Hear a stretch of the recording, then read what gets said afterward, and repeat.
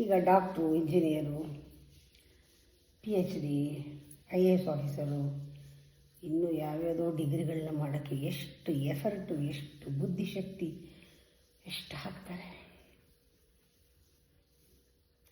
ಇಷ್ಟೇ ವ್ಯತ್ಯಾಸ. ವೇದದ ಕಾಲದಲ್ಲಿ ಬಹಳ ಹಿಂದೆ ಪೂರ್ವಿಕರು ಇಷ್ಟೇ ಎಫರ್ಟ್ನ ದೇವರಾಗಕ್ಕೆ ಹಾಕ್ತಿದ್ರು. ವಿಶ್ವಾಮಿತ್ರ ರಾಜ ಆಗಿದ್ದ, ಬ್ರಹ್ಮರ್ಷಿ ಆದ. ವಿಶ್ವಾಮಿತ್ರ, ಅಗಸ್ತ್ಯ, ವಶಿಷ್ಠ, ಕಾಶ್ಯಪ, ರಾಮ ಇವರೆಲ್ಲರೂ ಕೂಡ ಮನುಷ್ಯರಾಗಿ ದೇವರಾಗಿದ್ದರು. ಅವರ ಕಲೆಗಳನ್ನೆಲ್ಲ ಕೂಡಿಸ್ಕೊಂಡು, ಸಾತ್ವಿಕ ಕಲೆಗಳನ್ನು ಕೂಡಿಸ್ಕೊಂಡು 72,000 ನಾಡಿಯನ್ನು ಪ್ರಚೋದಿಸಿ ಸತ್ವ ಸಂಪನ್ನರಾಗಿ ದೇವರಾಗಲಿಲ್ವಾ? ಇವ್ರನ್ನ ನಾವು ಅವತಾರ ಪುರುಷರು ಅಂತ ಕರಿತೀವಿ, ಯೋಗಿಗಳು, ಮುನಿಗಳು ಎಲ್ಲ.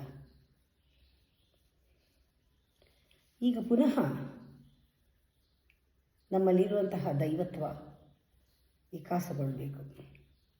ಸತ್ಯಯುಗಕ್ಕೆ ಬೇಕೇ ಬೇಕು spiritual revolution, inner evolution in us.